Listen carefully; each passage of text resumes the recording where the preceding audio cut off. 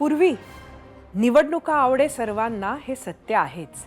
त्यात केंद्र किंवा राज्य सरकारच्या निवडणुकांच्या तुलनेत स्थानिक स्वराज्य संस्थांच्या निवडणुका म्हटल्या की खूप जास्त लोकांकडे नेतेपद येत असतं आणि म्हणूनच खूप लोक या निवडणुकांसाठी थांबलेली असतात. त्यात निवडणुकीचे अर्थकारण हे सुद्धा अनेकांसाठी एकमेव कारण असू शकतं. पण हे सगळं दूर ठेवा. आपल्या देशात जर लोकशाही आहे आणि आपण लोकशाहीच्या इतक्या आणाभाका घेतो तर मग त्याचा कणा निवडणुकाच. आज आपल्या 29 महानगरपालिकांपैकी एकाही महापालिकेत नगरसेवक नाहीत.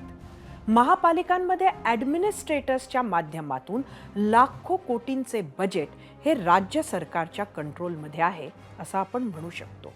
आता असं तर होऊ शकत नाही की केंद्रात आणि राज्यात निवडणुकांची नेतृत्वाची गरज आहे पण शहरात गावागावात ती नाही. रस्त्यावरच्या गड्ड्यांसाठी, तुंबलेल्या नाल्यांसाठी, पावसाळ्यात घरात घुसलेल्या पाण्यासाठी, तुटलेल्या बस थांब्यासाठी, स्वच्छ पाण्यासाठी लोक केंद्रातील पंतप्रधान, राज्यातील मुख्यमंत्री किंवा शहरातील महानगरपालिकेच्या आयुक्तांच्या घरी जात नाहीत. ते ताबडतोब आपला नगरसेवक गाठतात, कामं करवून घेतात. नागरिकांच्या रोजच्या जगण्या मरणाचे विषय हे आपल्या देशात असेच सुटत असतात, हेच सत्य आहे.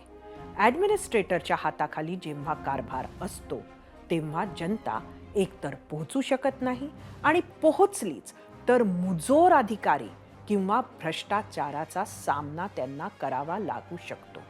फक्त सत्तेतील पक्षाची कामे रेटून नेणे हा एक कलमी कार्यक्रम घेऊन अनेक अधिकारी कामाला लागलेली असतात.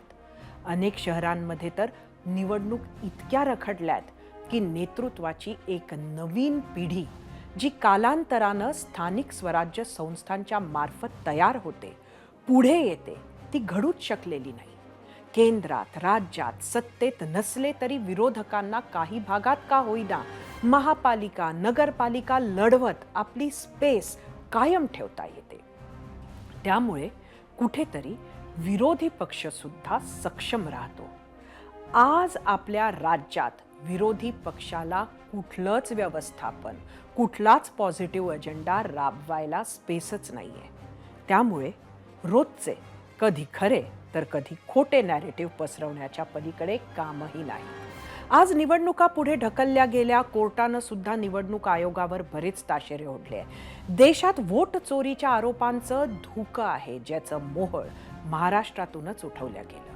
त्यात जर ताकदीनं आज महाराष्ट्रात निवडणुका होऊ शकल्या असत्या तर एक वेगळा संदेश नक्कीच गेला असता. पूर्वी एबीपी माझा, उघडा डोळे बघा नीट.